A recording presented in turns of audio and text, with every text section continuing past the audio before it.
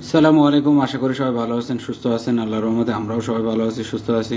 আপনারা দেখছেন আপডেট ভিডিওর, আমি সাথে আছি জাহিদ।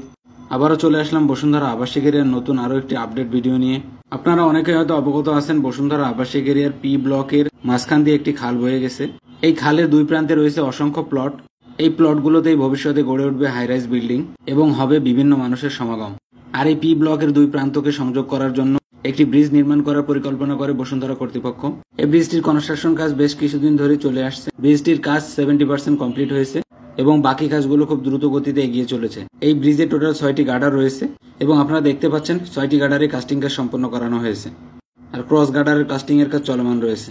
এই ব্রিজটি পি ব্লকে 40 ফিট রোডকে কানেক্ট করবে এবং এই ব্রিজের সাথে কানেক্টিং রোডটি মাদানী এভিনিউর সাথে কানেক্ট হবে, যাতে পি ব্লকে বসবাসরত মানুষ খুব সহজে বসুন্ধরা আবাসিক এরিয়ার মধ্যে এক্সিট এবং এন্ট্রি করতে পারে।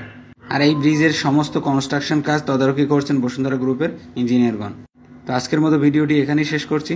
দেখা হবে বসুন্ধরা আবাসিক এরিয়ার নতুন আপডেট কোনো ভিডিও নিয়ে। আর ভিডিওটি ভালো লাগলে লাইক, শেয়ার এবং কমেন্ট করবেন।